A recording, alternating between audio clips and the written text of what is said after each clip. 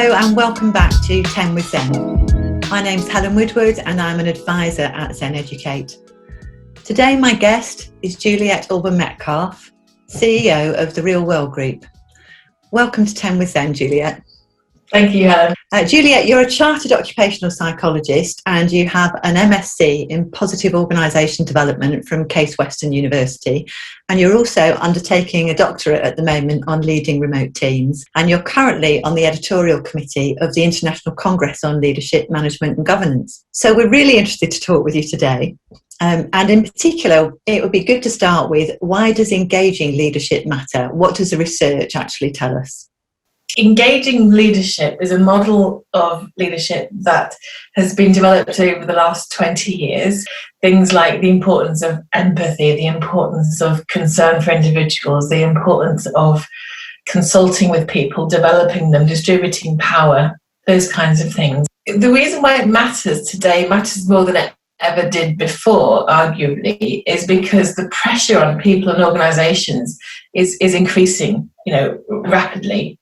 So we know that even before the COVID-19 pandemic, that there was a real challenge around the pace of change in the world, the fact that, turbulence is much more disruptive than it ever was before, the fact that the world is much more interconnected. And so, geopolitics or even national politics affect organisations and their people in much greater ways than they used to. And of course, the pace of technological change over the last 10 years has been enormous. So it's more important than ever that leaders and organisations are proactively working in ways that help to protect people that work with them from the effects of huge turbulence and change, and enable them to stay resilient and to stay well despite of all the pressures.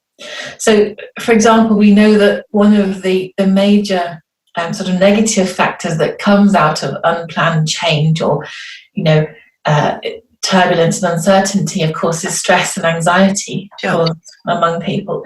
And we know that before COVID-19, people like the World Health Organization were talking about stress as the pandemic of the 21st century. Yeah. We also know from research that's been undertaken during the COVID-19 pandemic that people's sense of stress and pressure and mental health challenges have got worse. Being an engaging leader has always been important, as I've sort of been describing, but it's even more important now. People feel, as I said, resilient because the team has high levels of change readiness. Mm-hmm. People feel they have social support from their leader and from their colleagues, and that they feel they have a sense of psychological safety because, of course, what we need is people to do things differently in a changed world. Mm-hmm. And we need to sort of co-create the future in ways that will work for the unique situation in one team versus another, versus a different department versus a different organisation. And we also need to make sure that, so if people are going to be offering their suggestions and innovating and feeling resilient, they need to feel safe to make suggestions without fear of ridicule. So there's a whole range of different things that leaders need to think about, even more than they did before, to ensure that their teams are able to perform and stay well. Okay, so I'm listening very carefully to what you're saying because there's a lot in there which is really helpful, and I want to kind of link two things to my next question in particular. So what does this mean in practice for school leaders? And I'm particularly interested in two ideas that you talked about. One is readiness for change, and the other one was the point about psychological safety. And it'd be really good to hear from you how school leaders, what those things are, and how school leaders can make sure they are very present in their school. In terms of readiness for change, I would say that, one of the things we need to understand about change is that there's this pervading myth that people resist change. Okay. And in actual fact, it is just a myth. People do resist change when it's been handled badly, and unfortunately it seems that most change isn't handled optimally in organisations. So we're talking about planned change rather than unplanned change, because it's important to distinguish between the two. The COVID-19 pandemic is unplanned change. Sure.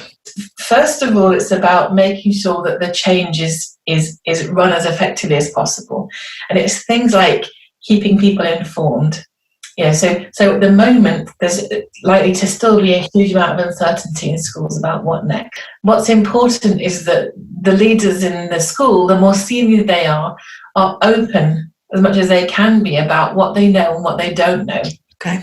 Because of course, what happens during change is, we have a sense something's coming, and as human beings, we want to try to be able to predict the future, and so we imagine what we think will be next. And as the way our human brains work, as people who looked at neuroscience will know, we tend to look more at threats and opportunities. So it's important then, when people have a sense that change is coming, that those people in the senior roles keep them informed as to what is definitely happening, what isn't definitely happening, and what the unknowns are that even they aren't sure about yet, to avoid people making stuff up. The next thing, of course, that's really critical is to get people involved in building a shared vision of what the change will look like. So what we know from lots of research around change is that when people feel that they have, when they see themselves as part of a better future, whether or not they would choose to move in that direction. So it's important that people are involved in what a vision of success looks like. But it's also really important that they're involved in the vision of how we're going to get there too. That's just as important. Leaders need to be creating the conditions that people will be more committed to the organisation, more committed to their job, more committed to their leader, and then able to deal with change as it emerges.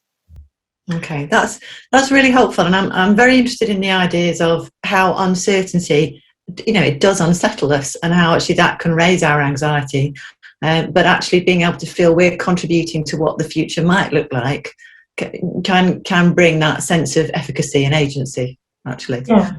Yeah, absolutely. One of the big areas where leaders can unwittingly destroy people's meaning or commitment to their jobs is by not being clear about non-negotiables, not being clear about expectations, but also not being clear about, what the parameters are for what we can do going forward and what we can't do going forward. As uncomfortable as that might be, leaders really need to grapple that. Yeah. Otherwise, it can make everything else come undone. Yeah, but there's a point within that. There's a point of being really clear in the conversation. When are we talking about ideas, and when are we moving towards commitment and agreement? And actually being really clear about which stage of the conversation we're at, and when we're working with just ideas that we're exploring, and when we're going to move towards decision making and agreement and commitment, those sorts of things. One of the things I think is very interesting is the point about are leaders born or made? Are there some people that are just innately better at leadership? And if you find yourself in a leadership position that you didn't plan for, and this does happen, can you learn it, or what are the options for you? Well, we feel very strongly that leaders are made rather than born. I think that there are the way leadership seems to emerge is either through role modelling, or through being sort of shown and enabled to explore a different way than you might naturally develop as a leader. So many people have naturally had an engaging leader, somebody who cares about their employees, somebody who's interested in their opinions, someone who, does all the great things I've been talking about earlier on. And so those people might naturally, develop into another engaging leader. But equally, you can have somebody whose role models were either quite transactional, autocratic, or perhaps even toxic at the other extreme, who might initially adopt those behaviours because they don't know any different. So people can go awry for various different reasons that are, no fault of their own. What we see all the time is aha moments of either leadership teams or individuals who, want to have a more positive impact on their people, and by reflecting on how they are perceived by other people in their system, can really start to make a change to their behaviour.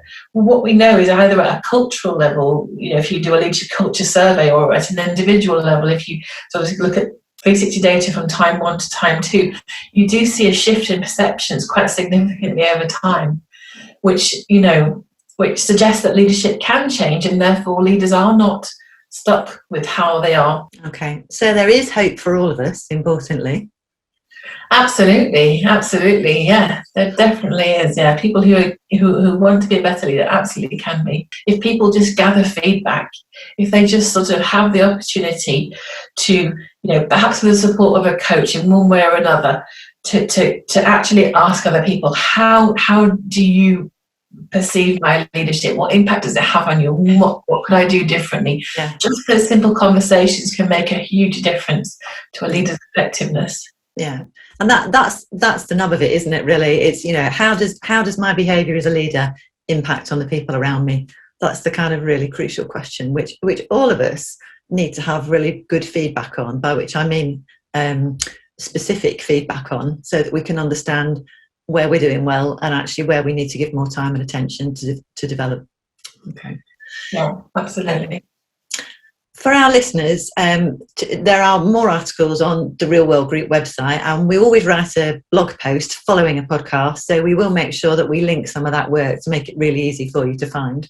And also the kind of 360 works that I know you're quite passionate about, Juliette, I know, because you've seen the great benefit of people doing that work. Thank you so much, Juliette, for being our guest today. It's been lovely to listen to you and talk with you today. Pleasure, Helen. Thank you ever so much for inviting me. Thank you to our listeners as well for joining us today on 10 with Zen, and I hope you have a good rest of your day. 10 with Zen is brought to you by Zen Educate. Zen Educate's online platform puts you in control of supply and recruitment. They've saved UK schools over £3 million by allowing you to connect with teachers and TAs directly. To receive 50% off your first short-term booking or long-term role, just DM us on Twitter @Zen Educate and quote 10 with Zen. Thanks for listening.